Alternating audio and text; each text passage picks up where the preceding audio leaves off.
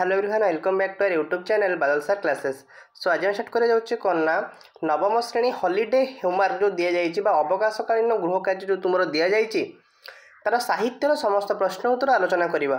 पूर्व चैनल जो मैंने भी नुआ अच्छा प्लीज चैनल को सब्सक्राइब कर रखु एवं पाखे बेल आइकन देवे ऑल नोटिफिकेशन ने प्रेस कर दिंतु। तद्वारा कौन हम ना जितेबाला मुझे भिडियो अपलोड करी तुम निकटने सर्वप्रथम नोटिफिकेशन टी पहुँच बुझे। सो डेरी नक भिडियो को स्टार्ट करवा। देख प्रथम कौच ओडियार 1 नंबर क्वेश्चन कौच वंदे उत्कल जननी काव्यर समस्त प्रश्नर उत्तर प्रस्तुत कर। वंदे उत्कल जननी काव्यर समस्त उत्तर प्रस्तुत कर। ओके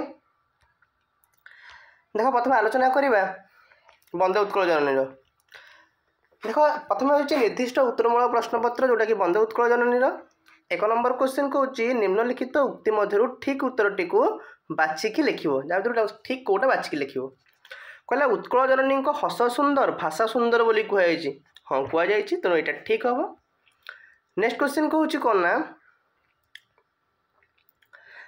नील वनभूमि उत्कल जननी देह नील वनभूमि उत्कल जननी देहरे शोभा ठीक ना भूल यहाँ ठीक अच्छे। नेक्स्ट आलोचना करवा कौच कि सुंदर पक्षी मानकर कलरव मुखरित हुए परिवेश यहाँ ठीक अच्छे। नेक्स्ट आलोचना करवा कौच कि ओडिशा माँ सुंदर सोरिष क्षेत्र सुशोभित ओडिशा माँ सुंदर सोरिष क्षेत्र सुशोभित यहाँ हूँ कौन भूल अटे बुझी हूँ। नेक्स्ट क्वेश्चन जावा उत्कल जननी चक्षु ज्ञान विज्ञान आलोकित होता है ठीक अच्छे। चरे कौच पशुमानक रक्तरे चर्चित होउछि उत्कल जननी पाद यहाँ कौन अटे भूल अटे। नेक्स्ट आलोचना करवा नेक्स्ट क्वेश्चन कौच पवित्र तीर्थस्थान मानकर परिपूर्ण होइछि उत्कल प्रदेश यहाँ कौन अटे ठीक अच्छे। यहाँ आमर 1 नंबर सरी जाइए। नेक्स्ट क्वेश्चन आम आलोचना करवा 2 नंबर क्वेश्चन कहला बंधनी मध्यरु उपयुक्त शब्द बाछी शून्य स्थान पूर्ण कर। बंधनी मध्यरु उपयुक्त स्थान बाछी शून्य स्थान बाछी पूर्ण कर। देख कलकल डैश चारु विहंग ना कलकल मुखरित चारु विहंग कलकल मुखरित चारु विहंग डैश सुशोभित तीरा डैश सुशोभित ना ताल तमाल सुशोभित तीरा ताल तमाल सुशोभित तीरा। जोगी ऋषिगण डैश पवित्रा ना जोगी ऋषिगण उट्टज पवित्रा जोगी ऋषिगण उट्टज पवित्रा। पुण्य डैश पूर्ण प्रदेश ना पुण्य तीर्थचय पूर्ण प्रदेश पूर्ण तीर्थचय पूर्ण प्रदेश। विश्व भूमंडल डैश स्नेहा विश्व भूमंडल कृतवर स्नेहा विश्व भूमंडल कृतवर स्नेहा सरला। नेक्स्ट आम आलोचना करवा 3 नंबर प्रश्न।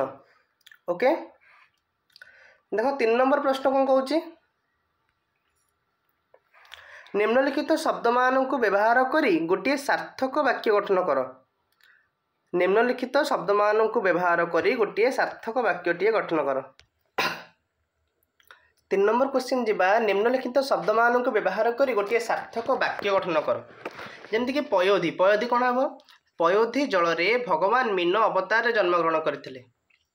जननी लगी वाक्य गठन जननीर आशीर्वाद संतान को उच्चतम सोपान में पहुँचाई देते ना जननी और जन्मभूमि टेक रखा आमर कर्तव्य यहाँ कर। नेक्स्ट हूँ नील लगे वाक्य गठन समुद्र नील जलराशि में नौकाटी भासी चलती। जोगी लगे भारतवर्ष को जोगी ऋषि मानकर देश भाव में अभिहित कर भारतवर्ष को जोगी ऋषि मानकर देश भाव में अभिहित कर। पुण्य पुरी धाम को पुण्य धाम बोली कहुए पुरी धाम को पुण्य धाम बोली कहुए। शोणित भीमसेन दुशासन शोणित द्रौपदी केश बांधि भीमसेन दुशासन शोणित द्रौपदी केश बांधि।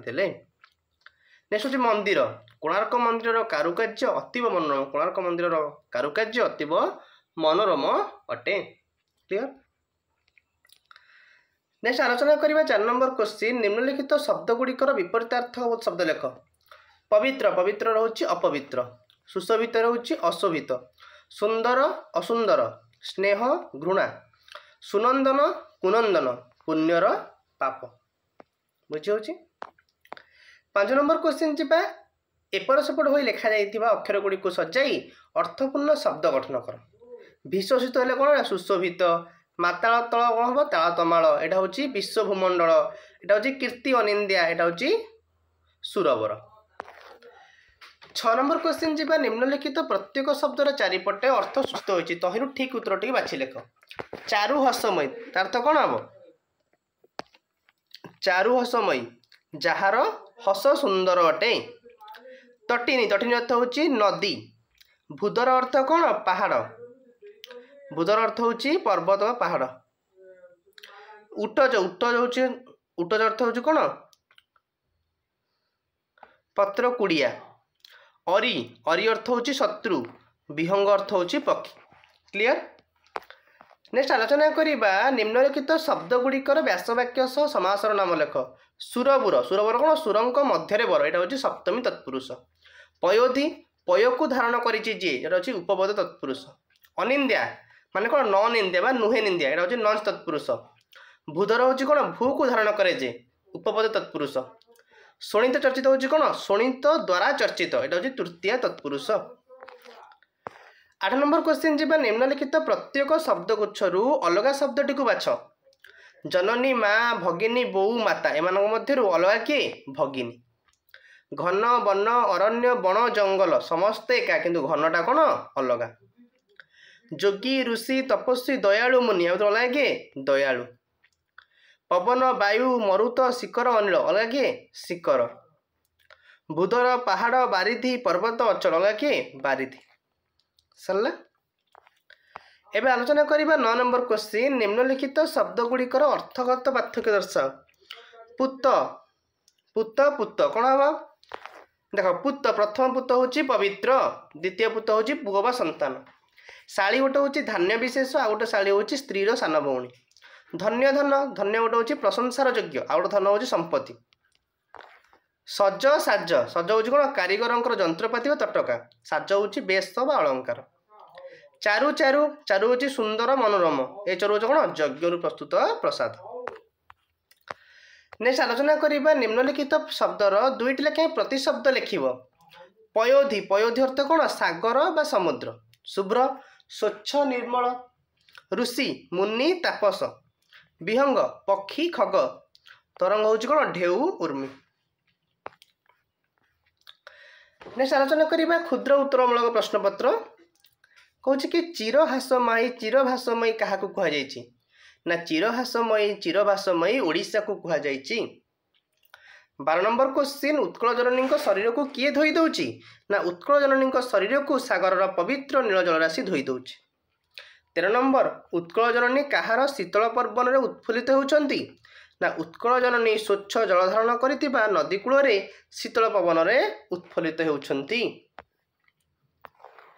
14 नंबर क्वेश्चन उत्कल जननी समुद्र तटदेश केउथिरे सुशोभित ना ताल तमाल परी सुंदर वृक्षराजी रे उत्कल जननी समुद्र तटदेश सुशोभित जल्दी जल्दी पिला माने चैनल को सब्सक्राइब करनियो जाफरे कि सब सब्जेक्टर प्रश्नपत्र पाई परिबो 15 नंबर क्वेश्चन कहूँ नील पर्वत गुड़िक केउ आकृति रे उत्कल जननी देह को सजाई ना नील पर्वत गुड़िक तरंग आकृति रे उत्कल जननी देह को सजाई 16 नंबर क्वेश्चन जीवा उत्कल जननी अंग केउथिरे शोभित ना उत्कल जननी अंग नील पर्वतमाला रे शोभित 17 नंबर क्वेश्चन जीवा उत्कल जननी चक्षु केउ आलोक उज्ज्वल ना उत्कल जननी चक्षु ज्ञान विज्ञान आलोक उज्ज्वल 18 नंबर क्वेश्चन केउ मानक पत्र कुड़िया रे उत्कल जननी पवित्र ना बहु जोगी ऋषि मानक पत्र कुड़िया रे उत्कल जननी पवित्र 19 नंबर उत्कल माता शरीर कहार रक्त रे चर्चित होईची ना उत्कल माता शरीर शत्रु रक्त रे चर्चित होईची 20 नंबर क्वेश्चन उत्कल प्रदेश केउथिरे पूर्ण होईची ना उत्कल प्रदेश पवित्र तीर्थस्थान रे पूर्ण होईची नेक्स्ट होची उत्कल जननी केउ मानक पई वंदनीय अटे ना महान कवि और बरपुत्र मानक पई उत्कल जननी वंदनीय 22 नंबर उत्कल क्षेत केउथिरे सुशोभित ना उत्कल क्षेत स्वर्ण धान रे सुशोभित 23 नंबर क्वेश्चन उत्कल भूमि रे केउ मानक गृह शोभा पाउची ନା ଉତ୍କଳ ଭୂମିରେ ବହୁ ବୀର ଓ ଯୋଦ୍ଧାଙ୍କର ଗୃହଟି ଶୋଭା ପାଉଛି। 24 ନମ୍ବର, କେଉଁମାନେ ସାରା ବିଶ୍ୱରେ ସ୍ନେହଭାଜନ ହୋଇଛନ୍ତି?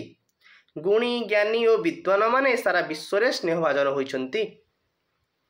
କାହାର ଅନିନ୍ଦ୍ୟାକୀର୍ତ୍ତି ଭୁବନ ବିଦିତ? ନା ଉତ୍କଳ ମାଟିର କବି ଓ ସୁପୁତ୍ରମାନଙ୍କ ଅନିନ୍ଦ୍ୟାକୀର୍ତ୍ତି ଭୁବନ ବିଦିତ। 26 ନମ୍ବର କ୍ୱେଶ୍ଚିନ୍, କେଉଁମାନଙ୍କ କଳରବରେ ଉତ୍କଳ ଭୂମିର ପରିବେଶ ମୁଖରିତ ହେଉଛି? ନା ପକ୍ଷୀମାନଙ୍କର ମଧୁର କଳରବରେ ଉତ୍କଳ ଭୂମିର ପରିବେଶ ମୁଖରିତ ହେଉଛି। 27 ନମ୍ବର କ୍ୱେଶ୍ଚିନ୍, ଉତ୍କଳ ଜନନୀଙ୍କ ବେଶ କେଉଁଥିରେ ଶୋଭା ପାଉଛି? ଉତ୍କଳ ଜନନୀଙ୍କ ବେଶ ସୁନ୍ଦର କଳାକୃତିରେ ଶୋଭା ପାଉଛି। ସରିଲା। ନେକ୍ସଟ ଆଲୋଚନା କରିବା ସପ୍ରସଙ୍ଗ ସରଳାର୍ଥ। ପୂତ ପୟୋଧି ବିଧୌତ ଶରୀରା ତାଳ ତମାଳ ସୁଶୋଭିତ ତୀରା ଶୁଭ୍ର ତଟିନୀକୂଳ ଶିକାର ସମୀରା ଜନନୀ ଜନନୀ। এটা ସରଳାର୍ଥ କରିବା। ପ୍ରଥମେ ଲେଖିବା ପୂତ ପୟୋଧି ... ଜନନୀ ଜନନୀ। ଉକ୍ତ ପଦ୍ୟାଂଶଟି ଆମ ପଠିତ ସାହିତ୍ୟ ବହିର କାନ୍ତକବି ଲକ୍ଷ୍ମୀକାନ୍ତ ମହାପାତ୍ରଙ୍କ ଦ୍ୱାରା ଲିଖିତ କବିତାରୁ ଆନିତ। ଏଠାରେ କବି ଉତ୍କଳ ମାତାର ବନ୍ଦନା କରିବା ସହିତ ସମୁଦ୍ର ତଟସ୍ଥ ଉତ୍କଳର ଭାବରେ ବର୍ଣ୍ଣନା କରିଛନ୍ତି। ଉତ୍କଳର ସୁଷମାକୁ ଅତି ସୁନ୍ଦର ଭାବରେ ବର୍ଣ୍ଣନା କରିଛନ୍ତି। ଉତ୍କଳ ମାତା ସଦାସର୍ବଦା ଆମର ବନ୍ଦନୀୟ। ତାର ସମୁଦ୍ର ତଟର ଅପରୂପ ଶୋଭା ସମସ୍ତଙ୍କୁ ଆକର୍ଷିତ କରେ, ବିମୋହିତ କରେ। ସାଗରର ପବିତ୍ର ଜଳଧାରା ଉତ୍କଳ ଜନନୀଙ୍କ ଶରୀରକୁ ଧୋଇ ଦିଏ। ତାଳ ତମାଳ ପରି ସୁନ୍ଦର ବୃକ୍ଷରାଜି ସମୁଦ୍ରର ତଟଦେଶରେ ଦଣ୍ଡାୟମାନ ହୋଇ ଉତ୍କଳ ମାତାର ଶୋଭାକୁ ବର୍ଦ୍ଧନ କରିଥାନ୍ତି। ପୁନଶ୍ଚ ସ୍ୱଚ୍ଛ ଓ ନିର୍ମଳ ଜଳ ଧାରଣ କରିଥିବା ନଦୀକୂଳର ଧୀର ସମୀରଣ ସଭିଙ୍କୁ ଆହ୍ଲାଦିତ କରିଥାଏ। ଉତ୍କଳ ମାତାର ସମୁଦ୍ର ତଟର ପ୍ରାକୃତିକ ପରିବେଶ ସତରେ ଅତ୍ୟନ୍ତ ଚିତ୍ତାକର୍ଷକ, ମନଲୋଭ ଆଉ ଆକର୍ଷଣୀୟ। ତେଣୁ ଏଠାରେ କବିଙ୍କର ଯେଉଁ ଉକ୍ତିଟି ହୃଦୟସ୍ପର୍ଶୀ ହୋଇଛି। ନେକ୍ସଟ ଆଲୋଚନା କରିବା 29 ନମ୍ବର କ୍ୱେଶ୍ଚିନ୍ କହୁଛି, ଉତ୍କଳ ସୁରବର ଦର୍ପିତ ଗେହା ଅରୁକୁଳ ଶୋଣିତ ଚର୍ଚ୍ଚିତ ଦେହା ବିଶ୍ୱ ଭୂମଣ୍ଡଳ କୃତବର ସ୍ନେହା ଜନନୀ ଜନନୀ ଜନନୀ। ତେଣୁ କରିବା ଉତ୍କଳ ସୁରବର ... ଜନନୀ ଜନନୀ ଜନନୀ। ଉକ୍ତ ପଦ୍ୟାଂଶଟି ଆମ ସାହିତ୍ୟ ପୁସ୍ତକର କାନ୍ତକବି ଲକ୍ଷ୍ମୀକାନ୍ତ ମହାପାତ୍ରଙ୍କ ଦ୍ୱାରା ଲିଖିତ ବନ୍ଦେ ଉତ୍କଳ ଜନନୀ କବିତାରୁ ଉଦ୍ଧୃତ। ଏଠାରେ କବି ଉତ୍କଳ ମାକୋଳରେ ବହୁ ବୀର ଯୋଦ୍ଧା ତଥା ଜ୍ଞାନୀ ବିଦ୍ୱାନମାନେ ଜନ୍ମ ଲାଭ କରି ଉତ୍କଳ ମାତାକୁ ଗୌରବମଣ୍ଡିତ କରିଥିବା କଥା ବର୍ଣ୍ଣନା କରିଛନ୍ତି। ଏହି ଉତ୍କଳ ମାଟି ହେଉଛି ବୀରର ମାଟି। ଅନେକ ବୀର ଏଇଠାରେ ଜନ୍ମ ଲାଭ କରି ଏହି ମାଟି ପାଇଁ ଲଢ଼ିଛନ୍ତି। ଶତ୍ରୁ ସହିତ ସମର କରି ଶତ୍ରୁର ରକ୍ତରେ ଏ ମାଟିକୁ ସିକ୍ତ କରିଛନ୍ତି ଆଉ ଉତ୍କଳ ମାତାର ସମ୍ମାନକୁ ଅକ୍ଷୁଣ୍ଣ ରଖିଛନ୍ତି। ସେହିପରି ଜ୍ଞାନୀ ଗୁଣୀ ବିଦ୍ୱାନମାନେ ମଧ୍ୟ ଏ ଓଡ଼ିଶା ମାଟିର କୀର୍ତ୍ତିକୁ ଅମ୍ଳାନ କରିଛନ୍ତି। ନିଜର କର୍ମ ଦ୍ୱାରା ଉତ୍କଳ ମାତାକୁ ସାରା ବିଶ୍ୱରେ ବନ୍ଦନୀୟ କରି ଗଢ଼ି ତୋଳିଛନ୍ତି। ନିଜେ ମଧ୍ୟ ଅନ୍ୟମାନଙ୍କ ପାଖରେ ସ୍ନେହଭାଜନ ହୋଇପାରିଛନ୍ତି। ଏଭଳି ସନ୍ତାନମାନଙ୍କୁ ଗର୍ଭରେ ଧାରଣ କରିଥିବାରୁ ଉତ୍କଳ ଜନନୀ ଆଜି ଧନ୍ୟା। ତେଣୁ କବିଙ୍କ ଉକ୍ତିଟିରେ ବାସ୍ତବତା ଭରି ରହିଛି। 30 ନମ୍ବର କ୍ୱେଶ୍ଚିନ୍ କହୁଛି, କବିକୁଳ ମୌଳି ସୁନନ୍ଦନ ବନ୍ଦ୍ୟା ଭୁବନ ବିଘୋଷିତ କୀର୍ତ୍ତି ଅନନ୍ଦ୍ୟା ଧନ୍ୟେ ପୁଣ୍ୟେ ଚିରଶରଣ୍ୟେ ଜନନୀ ଜନନୀ ଜନନୀ। ଲେଖିବ କବିକୁଳ ମୌଳି ... ଜନନୀ ଜନନୀ। ଉକ୍ତ ପଦ୍ୟାଂଶଟି ପଠିତ ସାହିତ୍ୟ ବହିର କାନ୍ତକବି ଲକ୍ଷ୍ମୀକାନ୍ତ ମହାପାତ୍ରଙ୍କ ଦ୍ୱାରା ରଚିତ ବନ୍ଦେ ଉତ୍କଳ ଜନନୀ କବିତାରୁ ଉଦ୍ଧୃତ। ଏଠାରେ କବି ଉତ୍କଳର ମହାନ କବି ଓ ବରପୁତ୍ରମାନଙ୍କ ଦ୍ୱାରା ଉତ୍କଳ ଜନନୀ କିପରି ବନ୍ଦନୀୟା ସେ ବିଷୟରେ ଉଲ୍ଲେଖ କରିଛନ୍ତି। ଉତ୍କଳ ମାତାର କୋଳରେ ଅନେକ କବି ତଥା ବରପୁତ୍ରମାନେ ଜନ୍ମଲାଭ କରିଛନ୍ତି। ସେମାନେ ସେମାନଙ୍କ କାବ୍ୟ କବିତାରେ ଉତ୍କଳ ମାତାକୁ ଚିରବନ୍ଦନୀୟା ଚିରପୂଜନୀୟା ଭାବରେ ଅଭିହିତ କରିଛନ୍ତି। ସେମାନଙ୍କ ଦ୍ୱାରା ଉତ୍କଳ ମାତାର କୀର୍ତ୍ତି ସାରା ବିଶ୍ୱରେ ପ୍ରଚାରିତ ଓ ପ୍ରସାରିତ ହୋଇପାରିଛି। ସେଥିପାଇଁ ଉତ୍କଳ ଜନନୀ ଧନ୍ୟା, ପୁଣ୍ୟବତୀ ଓ ସଦାସର୍ବଦା ଶରଣଦାତ୍ରୀ ଭାବେ ପରିଚିତ। ସାରା ବିଶ୍ୱରେ ସେ ଚିରନମସ୍ୟ। ତେଣୁ କବିଙ୍କ ଉକ୍ତିଟିରେ ବାସ୍ତବତା ଭରି ରହିଛି। କ୍ଲିୟର। ଏବେ ଆଲୋଚନା କରିବା ଲଙ୍ଗ କ୍ୱେଶ୍ଚିନ୍ 31 ନମ୍ବର କ୍ୱେଶ୍ଚିନ୍। କହିଲେ କି ବନ୍ଦେ ଉତ୍କଳ ଜନନୀ କବିତାରୁ କବିଙ୍କ ଦେଶଭକ୍ତିର ପରିଚୟ ଦିଅ। ଲେଖିବ କି ଓଡ଼ିଆ ସାହିତ୍ୟକୁ ଚଳଚଞ୍ଚଳ କରି ତାର ଶୀର୍ଷରେ ପହଞ୍ଚାଇବା ପାଇଁ ଉତ୍କଳ ମାତାର ଯେଉଁ କେତେଜଣ ସୁଯୋଗ୍ୟ ସନ୍ତାନ ଆଗେଇ ଆସିଥିଲେ ତନ୍ମଧ୍ୟରୁ କାନ୍ତକବି ଲକ୍ଷ୍ମୀକାନ୍ତ ମହାପାତ୍ର ଅନ୍ୟତମ।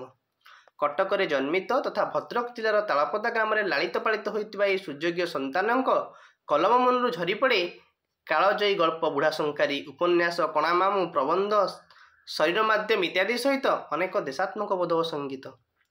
ଏହିଭଳି ଏକ ଲୋକପ୍ରିୟ ଦେଶାତ୍ମକ ବୋଧକ ସଙ୍ଗୀତ ହେଉଛି ବନ୍ଦେ ଉତ୍କଳ ଜନନୀ, ଯେଉଁଥିରେ କବି ଉତ୍କଳ ମାଟିକୁ ମା ବୋଲି ସମ୍ବୋଧନ କରି ବନ୍ଦନା କରିଛନ୍ତି ଏବଂ ତାର ଯଶକୀର୍ତ୍ତିକୁ ଅତି ସୁନ୍ଦର ଭାବରେ ବର୍ଣ୍ଣନା କରି ନିଜର ଦେଶଭକ୍ତିର ପରିଚୟ ଦେଇଛନ୍ତି।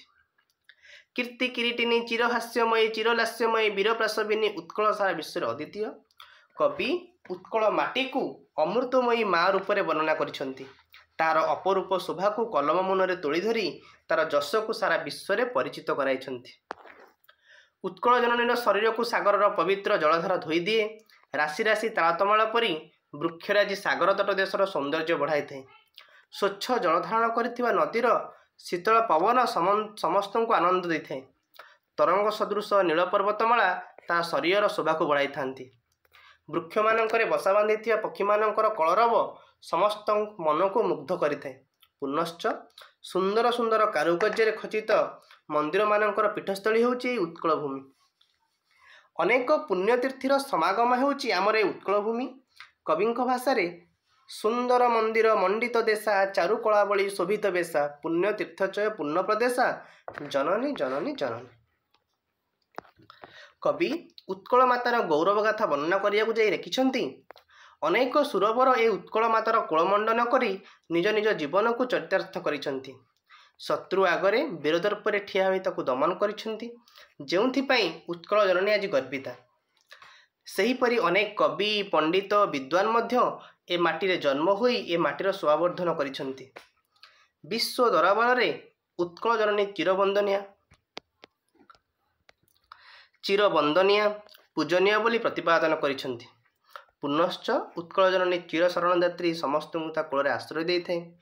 ତେଣୁ କବିଙ୍କ ଭାଷାରେ କବିକୁଳ ମୌଳି ସୁନନ୍ଦନ ବନ୍ଦ୍ୟା ଭୁବନ ବିଘୋଷିତ କୀର୍ତ୍ତି ଅନନ୍ଦ୍ୟା ଧନ୍ୟେ ପୂର୍ଣ୍ଣେ ଚିରଶରଣ୍ୟେ ଜନନୀ ଜନନୀ ଜନନୀ।